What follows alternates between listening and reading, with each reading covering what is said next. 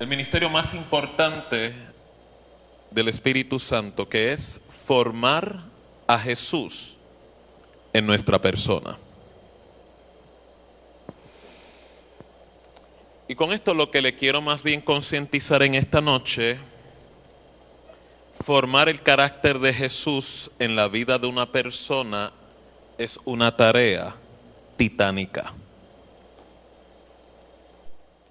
Titánica por la sencilla razón, y esto va a ser parte de lo que voy a estar cubriendo los días que voy a estar compartiendo con ustedes, de que nosotros vamos a ser el mayor opositor a la obra del Espíritu Santo. No lo tome a mal. Al final del domingo usted estará convencido de que somos nuestro peor adversario. ¿Y por qué quiero concientizar en este aspecto? Porque los días se están tornando malos.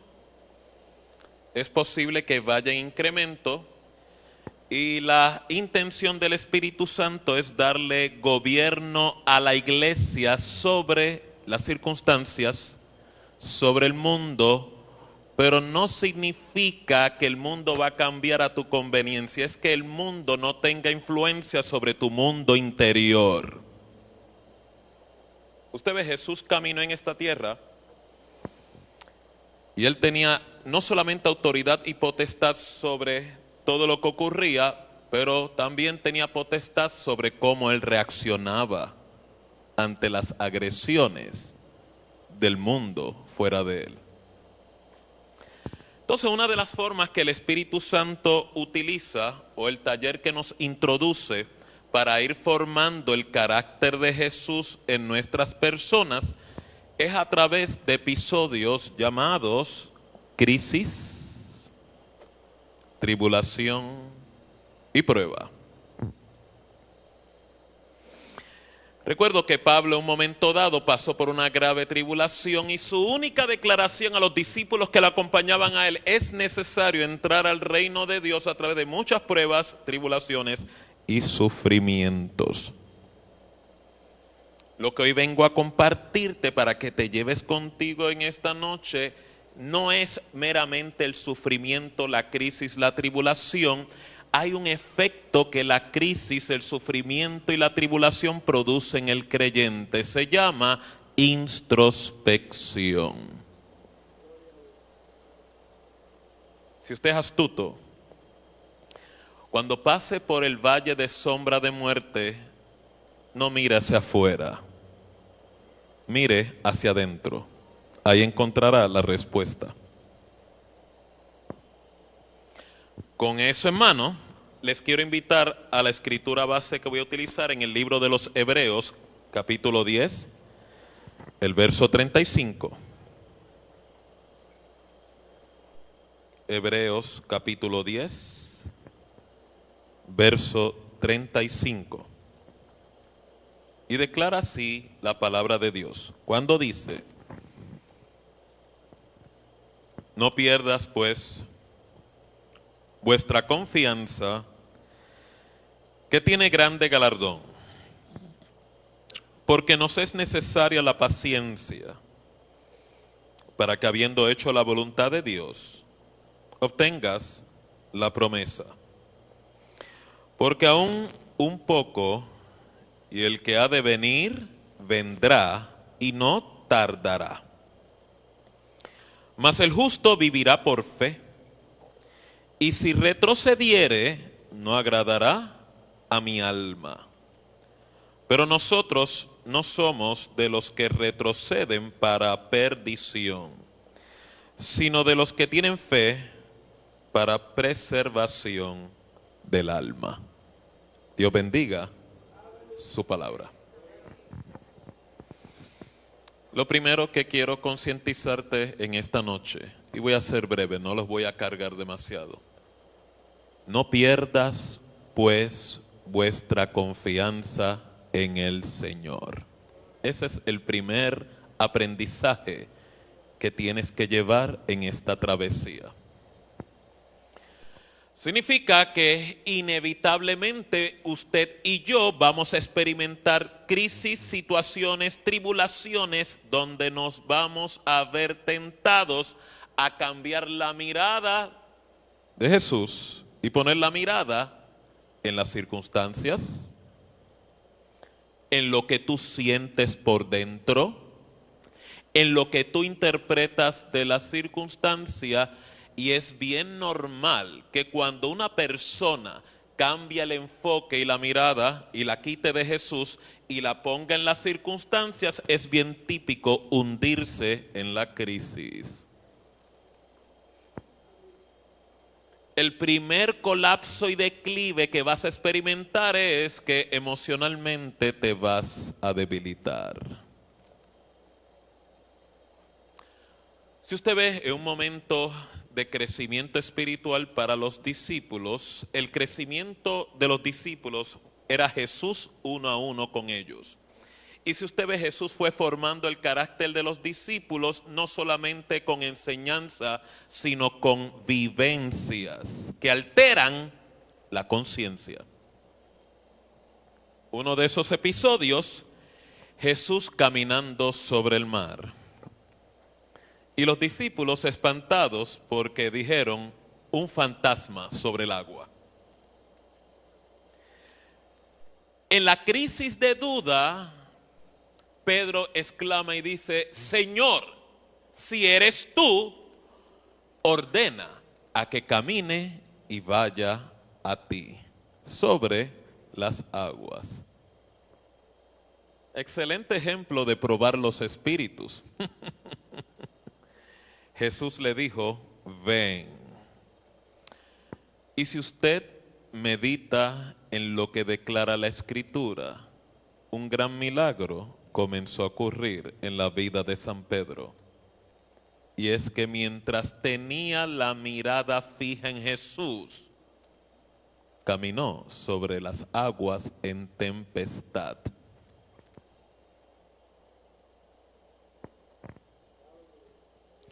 Le pregunto, ¿en tu tempestad vas a elegir mirar a Jesús?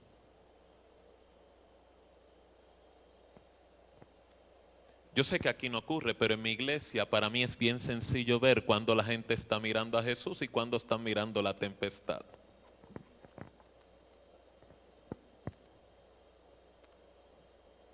La gente que mira a Jesús en la tempestad se vivifican espiritualmente.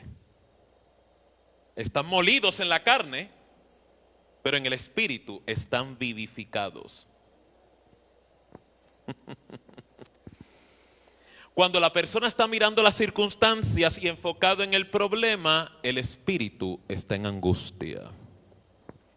Y qué difícil es ministrar a un espíritu angustiado.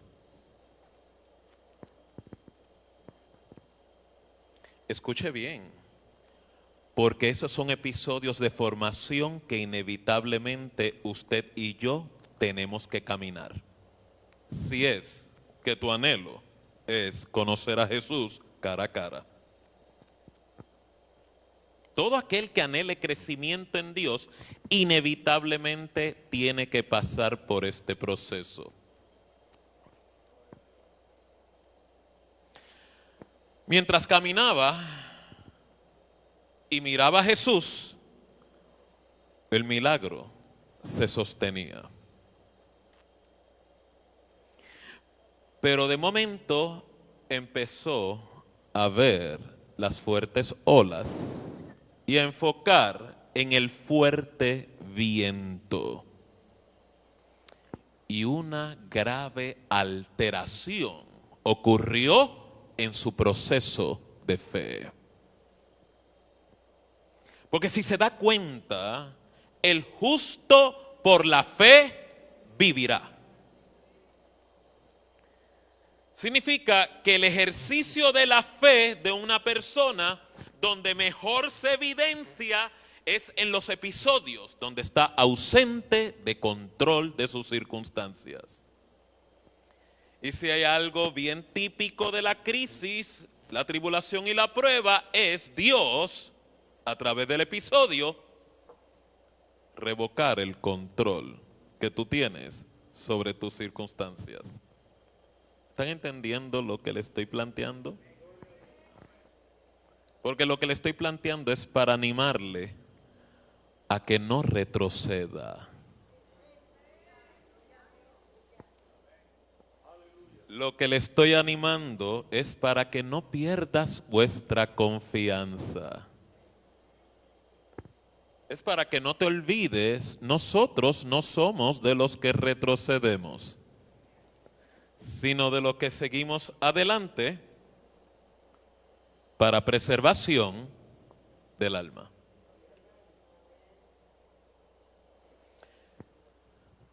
Bien interesante, Pedro empieza a ver el mar, empieza a ver el viento, comienza a hundirse.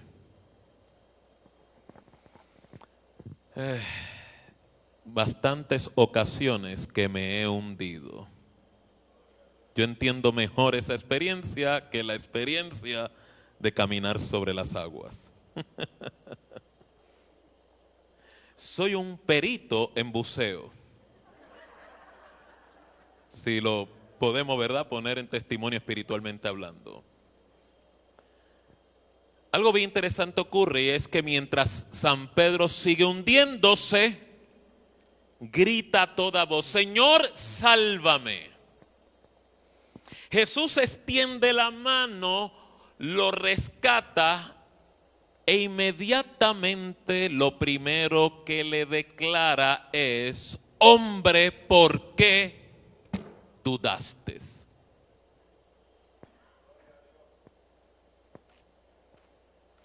Entonces la pregunta es: ¿de dónde se origina la crisis de duda? Si no es de tu mundo interior.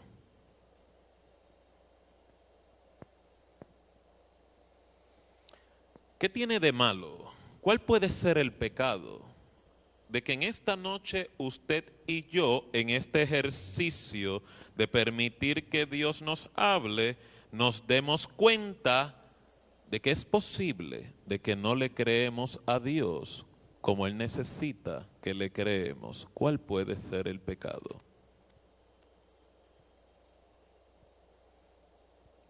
¿Puede haber algún mal en yo reconocer que mi fe todavía necesita ser perfeccionada? Yo puedo hablar esto con mucha libertad en este lugar. En mi iglesia no puedo predicarlo con tanta libertad porque allí lo cogen personal. ¿Usted quiere decir que yo no soy espiritual, pastor? ¿Usted quiere decir que me falta fe, pastor? Entonces, pues allí yo tengo que disfrazárselo, tal vez vendérselo en caricatura, ponérselo en una película de muñequitos porque lo cogen personal. Aquí yo sé que es diferente, aquí hay más apertura. Así que deseen un aplauso entonces.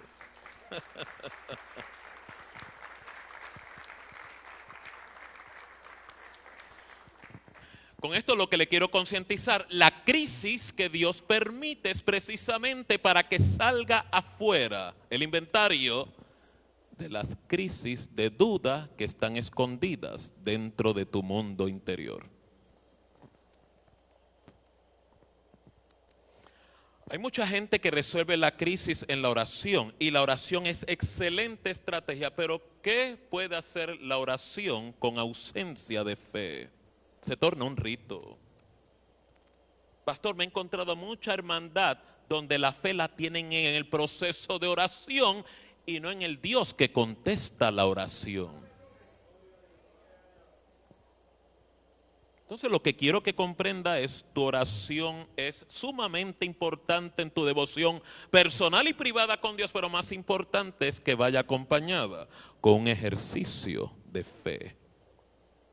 De que Dios está ahí y de que es galardonador de los que le buscan.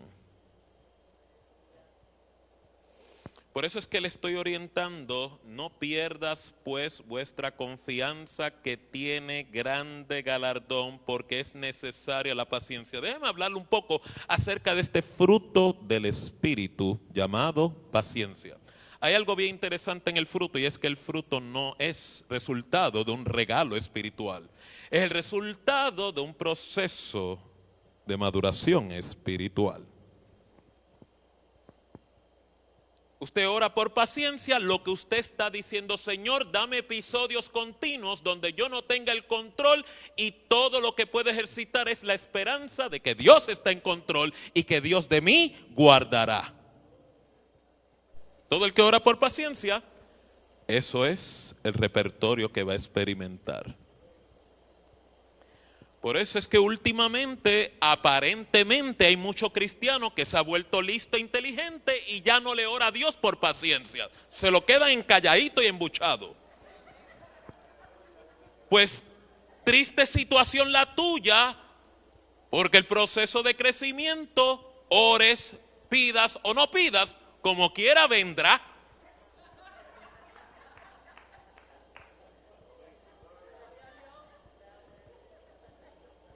Qué irónico, ¿verdad? Voy a ser más listo que papá Dios y no voy a orar para paciencia, porque si oro por paciencia me dicen por ahí que me va a venir prueba. Ores o no ores, te va a venir. ¿Qué pecado puede existir en que usted, con mucha humildad, permita que Dios lo equipare con este fruto? Dicho sea de paso, cuando usted lee esta escritura en Hebreos 10, te dice: te va a ser necesaria la paciencia. Bueno, la paciencia la vas a necesitar para todo. La paciencia para pagar planilla, la paciencia para comprar un bendito marbete, la paciencia para poder relacionarme con mi cónyuge, con mis hijos. Inclusive voy a necesitar paciencia para soportarme a mí mismo. Es una virtud que es, como dice el americano, multipurpose,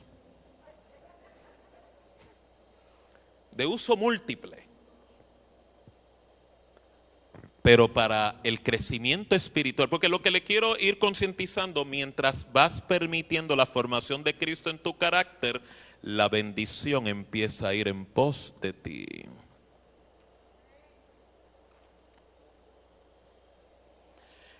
Mientras la persona madura a nivel del carácter, al nivel de la personalidad, Cristo es formado. Eso significa maduración, significa gobierno, significa señorío. Estás en mejor condiciones de experimentar lo que Dios te ha prometido, lo que Dios quiere darte. Mientras no haya esa formación del carácter de Jesús, todo lo que Dios tiene programado y pensado para ti tiene que permanecer entre ayos, tutores y mentores. Entonces, con esto lo que le quiero concientizar: Dios necesita que cooperes en tu proceso de crecimiento.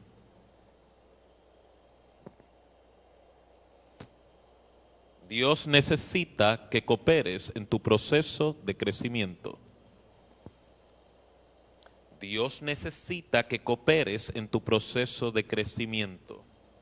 O sea, en otras palabras, el Dios Todopoderoso le será imposible cambiar un problema de actitud en la persona si la persona no reconoce el problema de actitud que tiene, y segundo, esté dispuesto a tener un cambio en su actitud.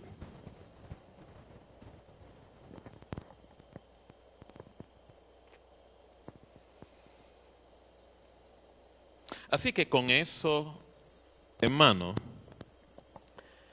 la crisis y las pruebas que Dios muchas veces permite en la vida del creyente no están intencionadas para arruinarte, mucho menos para hacerte la vida imposible.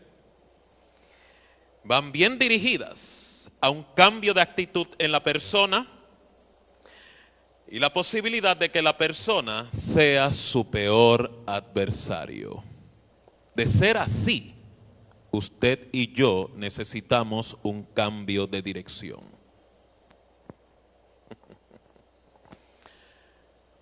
Yo sé de lo que le estoy hablando porque en mi experiencia personal, muchas veces Dios tuvo que utilizar crisis, prueba y tribulación para ir cortando en mí la actitud de adjudicar culpa a otros y poder llevarme al cambio de actitud de asumir responsabilidad de lo que yo hago.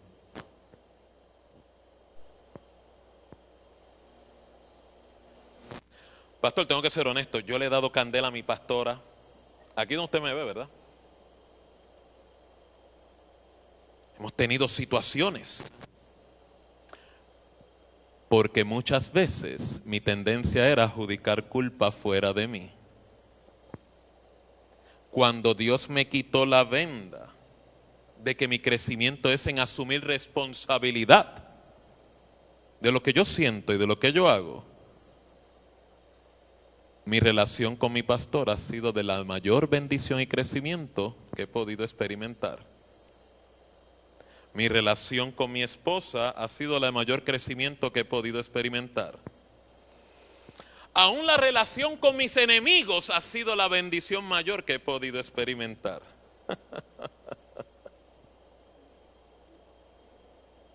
Y usted dirá, pero ¿cuál es la gracia? Usted sabe lo que es caminar libre de contaminación interna.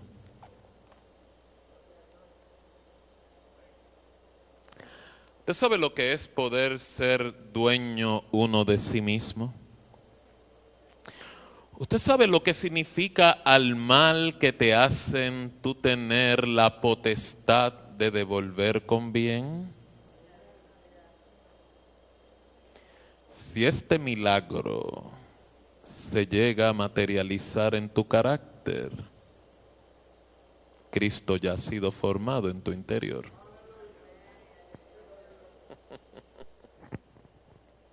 Usted sabe que la mejor defensa emocional de un individuo es al mal devolver con bien.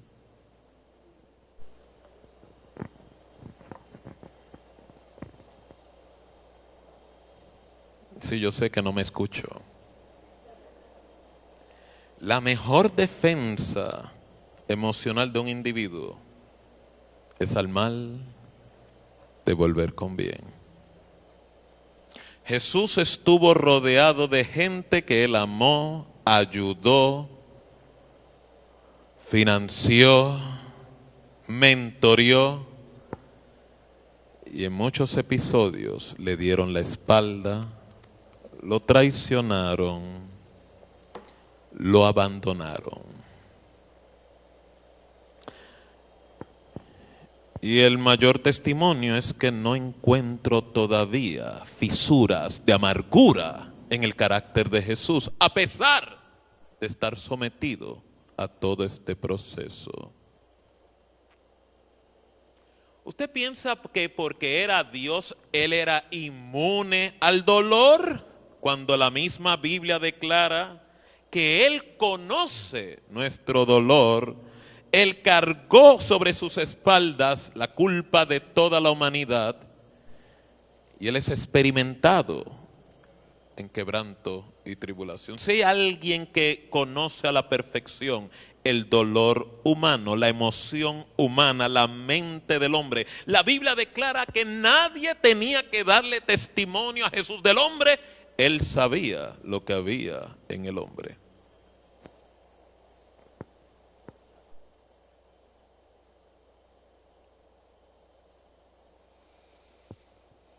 Por eso usted ve que cuando un Pedro lo abandona, él intencionalmente, en su resurrección y aparición a los discípulos, ordena de manera directa y específica, y a Pedro tráiganmelo acá.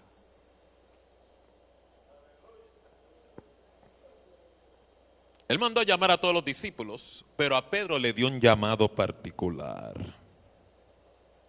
Tú me prometiste esto, ibas a estar conmigo, ibas a dar tu vida si es necesario.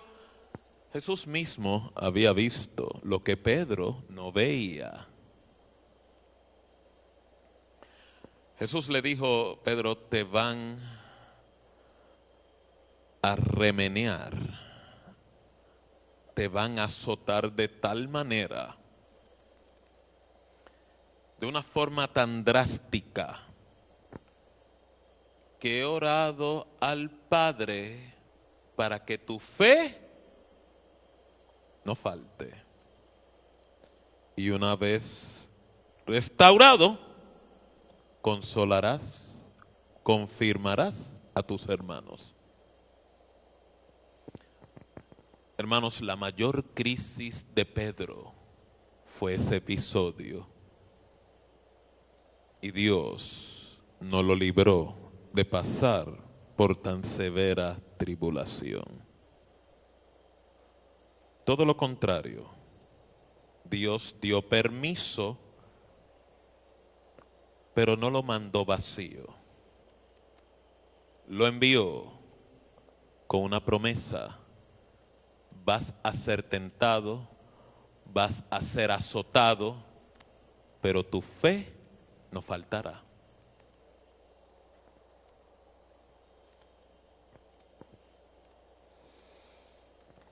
Y el Pedro impetuoso, ahora es un Pedro con gobierno. El Pedro impulsivo, ahora es pastor de pastores. Una transformación como resultado de la crisis más humillante que Pedro vivió. ¿Por qué le digo esto? Ese fue Pedro. Usted y yo no estamos exentos de pasar por lo mismo, aunque amemos a Dios. Inclusive la Biblia dice que muchas veces Dios permite la crisis para observar los aprobados.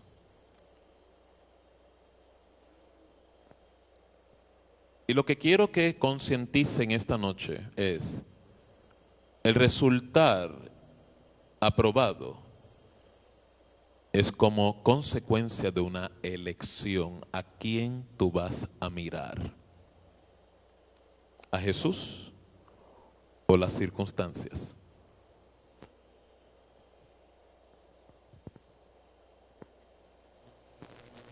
¿A Jesús o las circunstancias?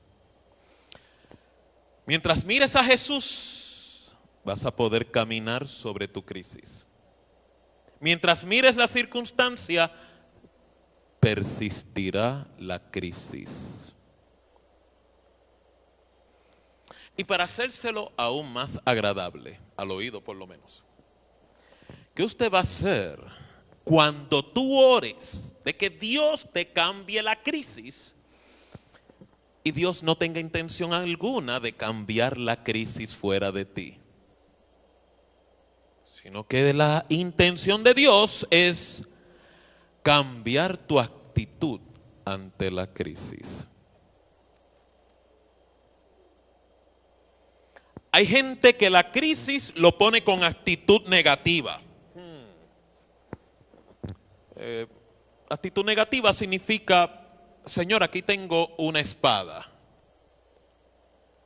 Señor, ¿quieres que clame al cielo para que Dios mate a esta gente? Discípulo Tomás.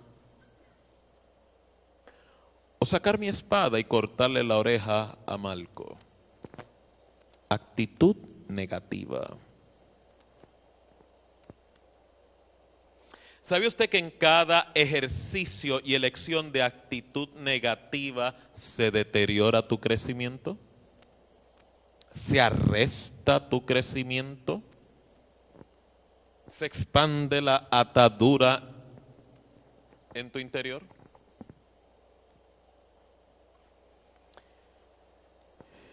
Y si la voluntad de Dios es que en la crisis la actitud cambie, ¿qué vas a hacer? Si todo el ejercicio que el Espíritu Santo desea y anhela de nuestra persona es al mal devolver con bien, maldición con bendición, Que aunque yo no vea nada, empiece a saludar mi milagro, empiece a bendecir a Dios, empiece a dar alabanza a Dios de que Dios está en control, de que todo obra para bien a los que temen y aman al Señor. Si esa expresión es todo lo que Dios quiere ver, manifiesta en la crisis.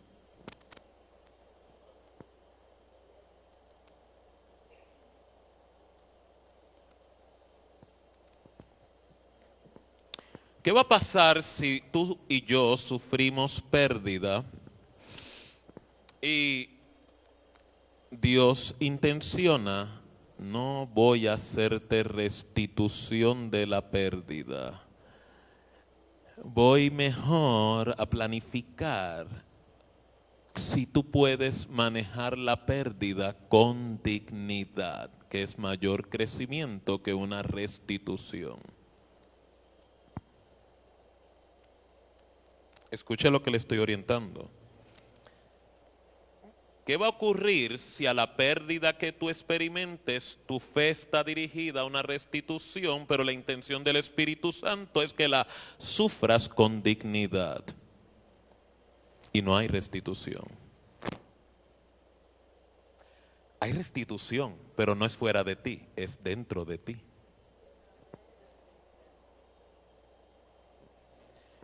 Pastor, usted sabe que hay mucha gente que cuando sufre pérdida se altera, se violenta, se desorganizan. Pero hay pérdidas que te salvan. Hay pérdidas que te sanan. Hay pérdidas que te llevan a otro crecimiento.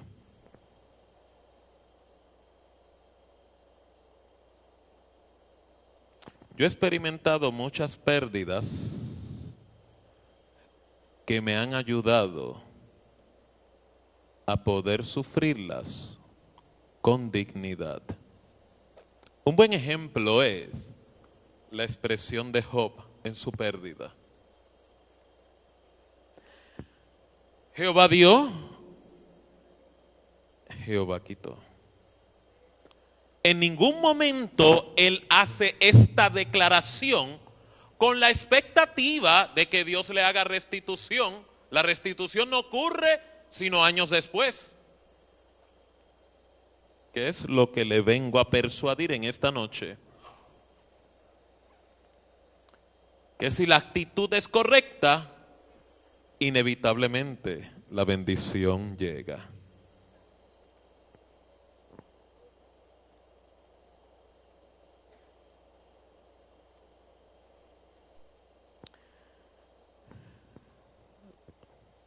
Cuatro áreas a considerar en medio de la crisis. Santiago 1:12 declara: soporta la tentación. Si algo que genera la crisis para nuestro crecimiento es aprender a ser dueño de lo que sentimos. La Biblia dice que la tentación es el resultado de una crisis que ocurre dentro del individuo. La Biblia dice que la concupiscencia es donde se genera la posible crisis de tentación, en la cual el hombre tiene gobierno sobre esa área o esa área lo gobierna él. La intención de la concupiscencia no es otra cosa, múltiples necesidades que el individuo tiene que no están bajo gobierno. Y una de las manifestaciones de esa concupiscencia es seducir a la persona. Seducción. Inclinar a la persona a obrar de manera equivocada. Y una vez seducido produce muerte.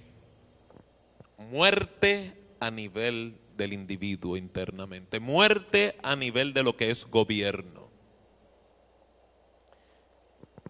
Y el consejo de Dios es: aprende a soportar esos episodios. Hay algo bien interesante de la tentación. La tentación en la vida de muchas personas es un monstruo. Pero cuando tú comienzas a soportarla significa, mire, mientras más tú creces espiritualmente, las tentaciones no desaparecen. Usted tiene que aprender a vivir con ellas. Lo que sí usted tiene que estar bien consciente es que usted tenga gobierno sobre la tentación. Por eso es que Jesús hablaba, orad para que no entréis en tentación. Habla de gobierno. No habla de que quítame la tentación. Haz desaparecer la tentación. Bueno, sí, hay una forma de desaparecerla, pero significaría no volver a verte. O sea, que Dios te lleve. Y tú haces falta aquí. Haces falta en tu familia, en tu trabajo, en tu vecindario, en tus relaciones. Porque tú eres embajador del reino de Dios. Soportar la tentación significa, tengo la inclinación de obrar mal, pero me abstengo de ejercer esa libertad de obrar mal. O mejor todavía, quiero hacer lo malo, pero más quiero agradar a Dios. Y el milagro sobre la crisis de la tentación, porque si hay algo que produce la crisis, es que las áreas vulnerables dentro del creyente empiezan a exacerbarse, empiezan a manifestarse, y entre ellas la tentación de obrar de manera equivocada. La tentación de decidir de manera equivocada.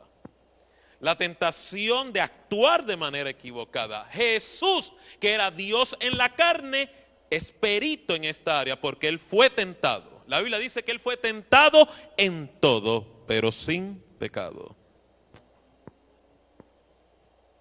Pero de que se vio afectado, de que se vio vulnerable, de que se vio inclinado, pero el manejo fue magistral.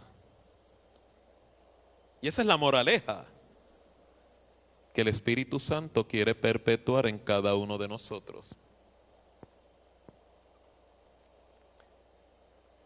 Al tú aprender a no sucumbir ante la tentación, un milagro ocurre, y es que la tentación comienza a perder intensidad en la manera en que te aflige. Y cuando pierde intensidad, comienzas a lograr gobierno sobre ella.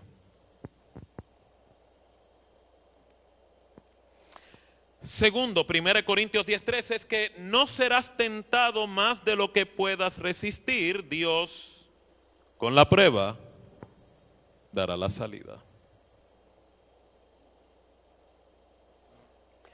La mayoría de las veces usted cuadra una salida al problema aquí en su diminuta y mosquita mente. Es la mejor descripción que yo puedo dar.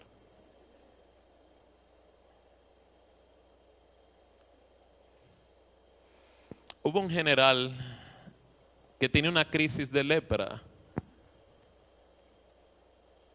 y fue avisado de visitar al profeta para recibir un milagro, declara la Biblia.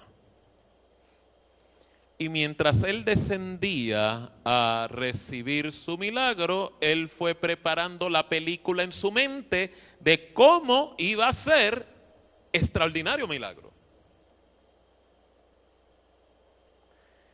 Dice que en su interior pensó de esta forma: llegaré a la casa del profeta, levantará las manos a su Dios, pondrá su mano sobre la llaga y curaré.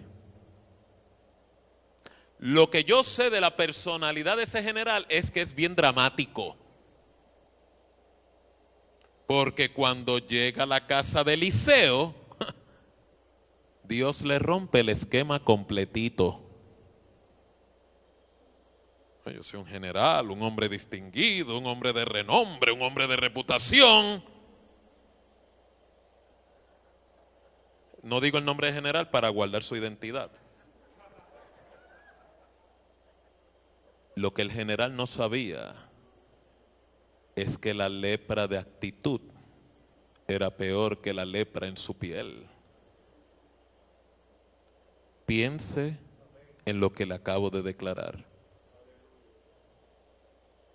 Lo repito, la lepra en la actitud del general era más tóxica que la lepra que había en su piel.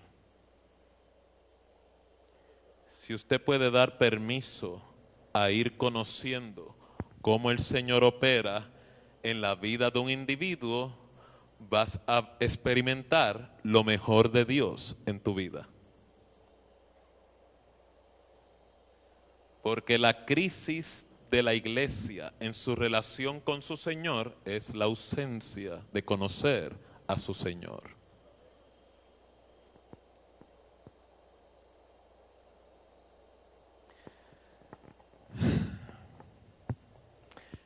El profeta lo que hizo es, ni tan siquiera salió, parece que estaba en ropa interior.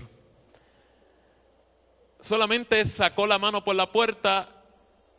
A veces cuando alguien no quiere recibir a alguien por la puertita, sacó la cara, tal vez tenía hasta pestillo, y lo que le dijo es, vete y zambúllete en el Jordán 7 veces y serás sano, y le cerró la puerta.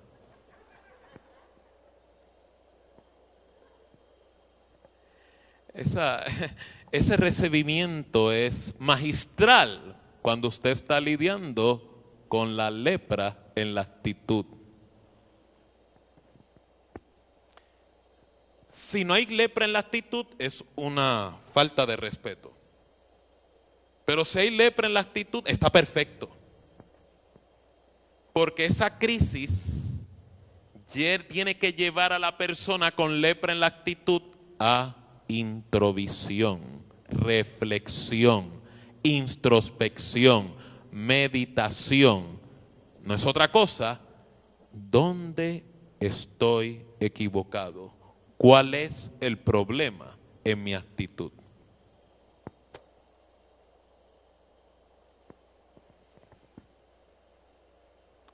Es bien interesante porque entonces en general la lepra se le activa. ¿Usted ve? No hay mejores ríos y lagunas o charcos o piscinas en Siria de donde yo vengo, que me tengo que zambullir en este Jordán lleno de fango. Pero es que lo que Dios está obrando es el problema de tu actitud. Y tú lo que quieres es lidiar con el síntoma, cuando Dios lo que quiere es lidiar con la raíz.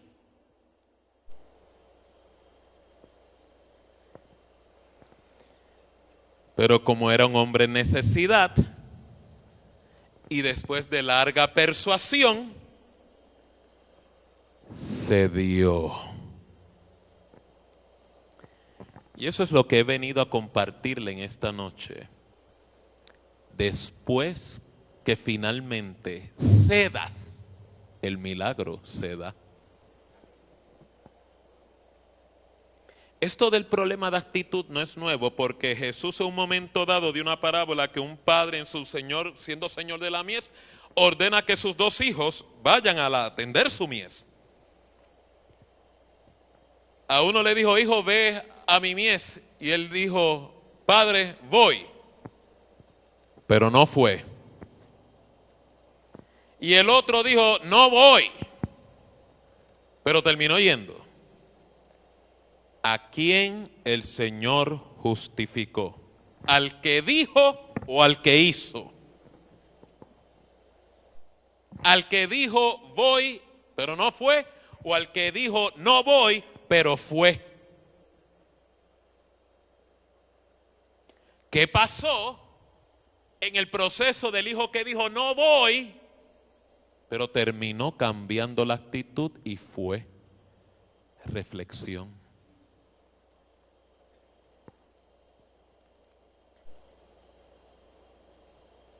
Se zambulló 7 veces. No eran 4, no eran 5, no eran 3, eran 7. Y con la séptima su piel salió como niño y su actitud también fue la de un niño. Jesús dijo, si tú no recibes el reino de Dios como un niño, no podrás entrar en él. ¿Y qué es lo que destaca a un niño a diferencia de un adulto? El niño no cuestiona, todo lo cree, todo lo valida. Es fácil en su actitud de aprendizaje. Yo he hecho este experimento con mis hijos.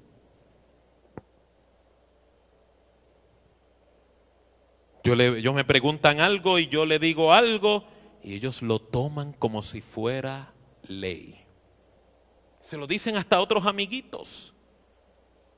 Y ahí yo veo el poder de mis palabras, el poder de cómo me ven, la autoridad que me otorgan. No en balde Dios los llama su herencia. Ahí es. No es que seamos niños, es que la actitud de apertura al cambio y al aprendizaje sea como la de un niño.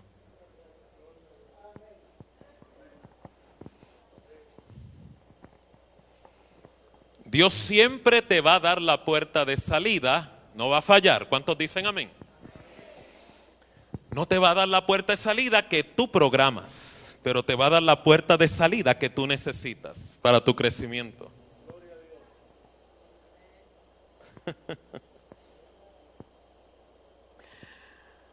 Esto ya lo hablo, ¿verdad? De mi experiencia. ¿Cuántas veces yo no he visto hombres con lágrimas, con una lista, orando, Señor, cambia a mi esposa, no la soporto?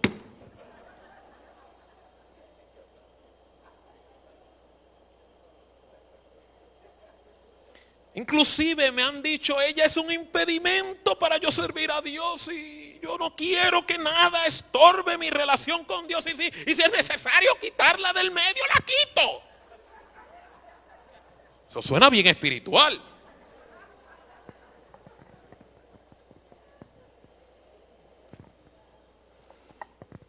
Con lágrimas. Cuando todo lo que Dios le está pidiendo es, no te he pedido que la cambies, es que la ames como yo he amado a mi iglesia y me he entregado por ella. Yo sé que la mujer tiene que cambiar, pero no cambia de esa forma. La mujer cambia cuando percibe la seguridad emocional de su esposo.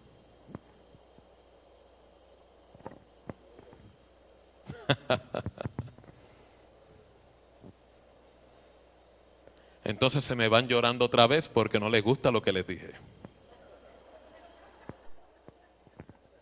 Que usted me quiere decir que yo tengo que aprender a amarla como ella es, eso es lo que dice Efesios 5:21. Y eso está ahí. ¿Qué Biblia es esa? Me tratan como si yo tuviera la traducción al Nuevo Mundo. ¿Cuántos alaban a Dios?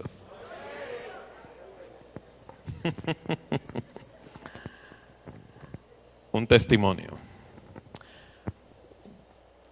Yo tenía serios problemas de amar a mi esposa como Dios pide en su palabra. Yo también caí en esa trampa. Yo también tuve mi lista de las áreas que yo le pedí a Dios que la cambiara para yo poder ser el mejor esposo que ella necesitaba. Y esto es lo bueno de Dios, que si tú le oras con sinceridad de corazón, Dios te habla. No es que hable como la película Los 10 Mandamientos, mi siervo quiero que... No es así.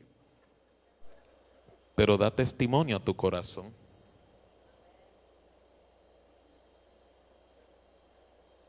Yo tuve una lista de 11 quejas.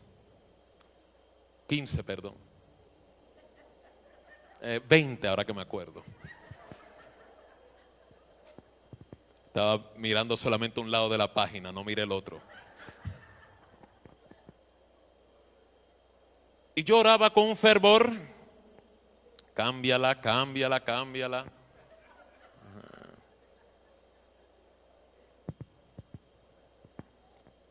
Y algo, tengo que ser honesto, ¿verdad? A mí Dios no me habla mucho. Pero son de los poquitos episodios donde discerní la voz de Dios en mi corazón. Porque es el testimonio del Espíritu. Lo otro, le tengo que caminar por la palabra, lo que dice la palabra.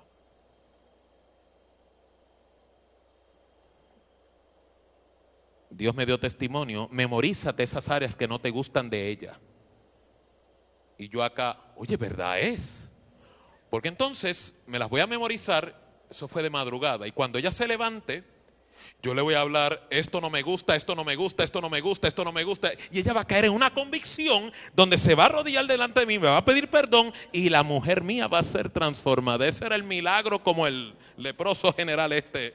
Yo también tenía mi película. Y tenía una fe tremenda.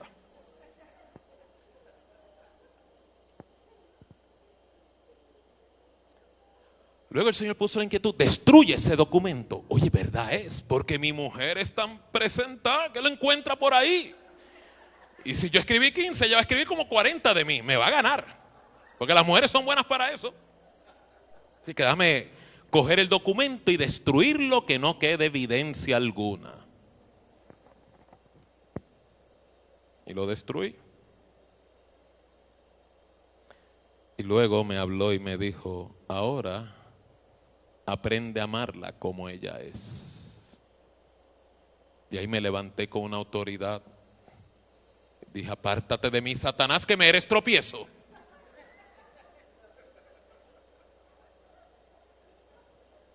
Ahí me di cuenta, yo tengo un problema serio de actitud. Y ahí quedé en quebranto. Una venda fue quitada. Me di cuenta que yo no sabía amar a mi esposa como ella necesita. Un comienzo en crecimiento empezó en mi vida. Gracias a Dios que me rescata, porque poco sabía yo que de ahí nació un ministerio. Mi hogar, el discipular a mis hijos y el poder llevar una palabra de sanidad a su pueblo. De las experiencias de rendición, crucifixión y crisis, Dios lo ha tornado en una bendición. Lo mismo va a hacer con usted. Te va a dar la puerta de salida, pero tal vez no es la que tú tenías en mente. Pero si es la que Dios tenía en mente, bendición será. Bendición será. Bendición será. Tercero, no te sorprendas de la prueba que te ha sobrevenido, primera de Pedro 4:12, porque es que Dios en la prueba está en control. Una de las crisis que yo veo en muchos discípulos es que cuando viene la crisis de la prueba, me sacan a Dios de la transacción. Es como dos procesos simultáneos. Yo sé que tengo la crisis y yo sé que Dios está ahí. Una dicotomía, pero no me integran a Dios en el proceso. Y con esto es lo que quiero concientizar. Dios es omnisciente, Dios lo ve todo. La crisis que hoy tú vives, Dios la vio hace tiempo. La examinó y la autorizó. La crisis que Job vivió, la vio, la examinó y finalmente la autorizó.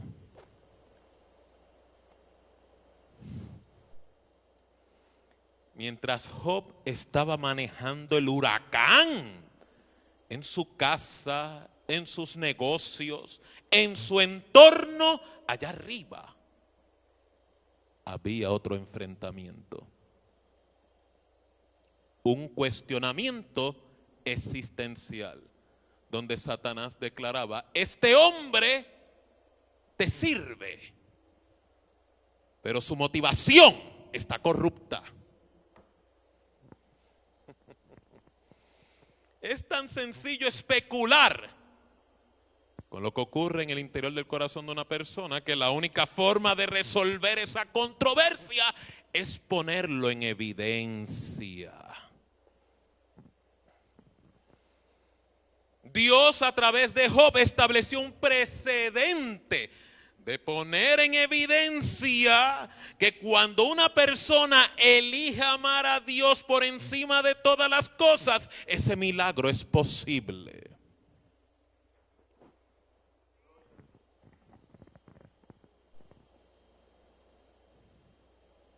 Porque el reto de Lucifer a Dios es: tú verás si no te maldice en tu propia cara.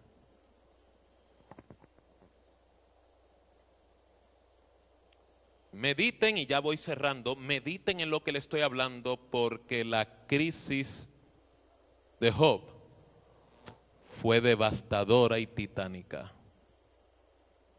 Yo no estoy diciendo que lo de Job te va a pasar a ti. No me malinterprete. Lo que le estoy diciendo es: mire la intención y el propósito detrás de la crisis. El propósito lo encuentra en el capítulo 41. Cuando Job declara: de oído te había oído, mas ahora mis ojos te ven.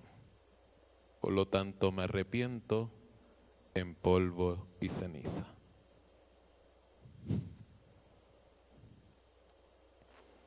Y Dios lo restituyó. Y Dios lo engrandeció. Y Dios le dio una vejez en dignidad.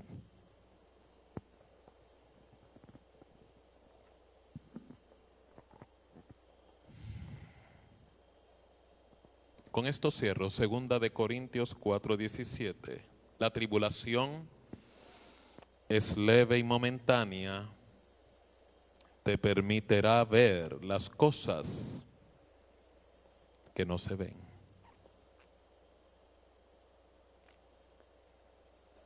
La tribulación es leve y momentánea. Si usted medita, una de las distorsiones dentro de la crisis, una de las áreas que desvirtúan el enfoque del creyente es la intensidad de lo que siente, la intensidad de lo que interpreta.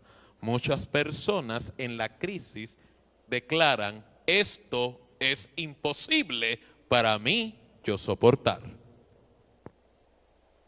De esta no me levanto. A la verdad que de aquí no voy a poder salir. Y esas interpretaciones pueden ser bien tóxicas y desvirtuar a la persona. Algunos especulan: esto me va a durar toda la vida, de esta no me voy a poder levantar. Y mire qué instrumental es Dios a través de San Pablo cuando declara: leve, momentánea, leve, momentánea, leve, momentánea.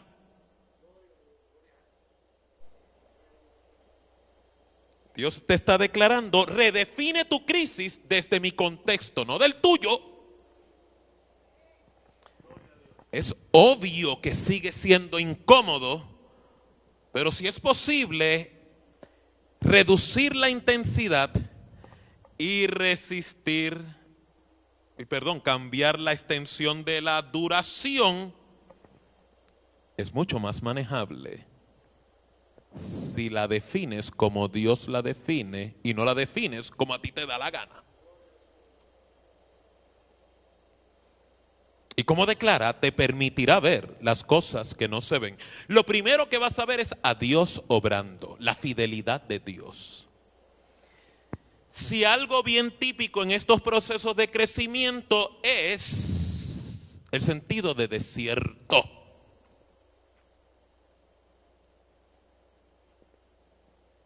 La persona que anhela una relación más cercana e íntima con el Señor tiene que saber caminar en desiertos. No maldiga su desierto. Camínalo con dignidad.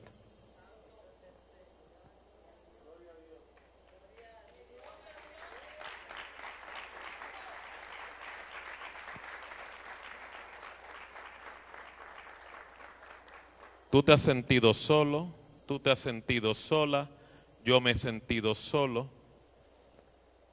Es ingrediente inevitable en la formación de Cristo en tu interior.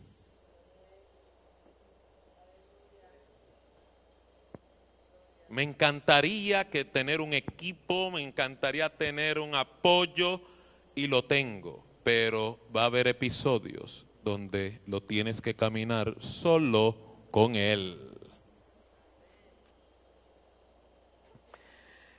Es tan interesante que aún Dios está tan interesado de que lo camines con Él que Él va a impedir que gente llegue a ti. Yo sé lo que le estoy hablando porque hay mucha gente que por esa ausencia de que Dios no permite que gente llegue, se desvirtúan del proceso. Me dejaron solo, me fallaron, me abandonaron, no me llamaron, no cumplieron. Le pregunto, usted tiene tal vez toda la razón en decir eso, pero ¿y si Dios lo detuvo porque mayor prioridad es para Dios? Camínalo conmigo.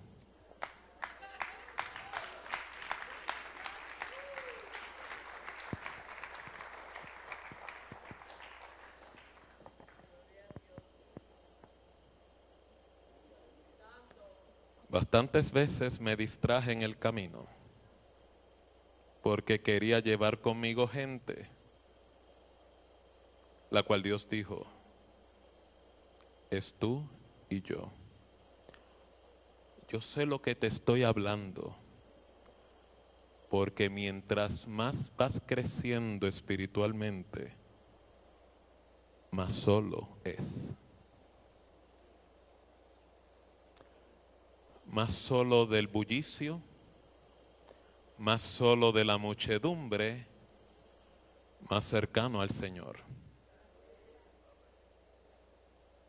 Tiene un beneficio. Mientras más cercano al Señor, mejor ministración de Dios, mejor pan de Dios, más la gloria de Dios te acompaña.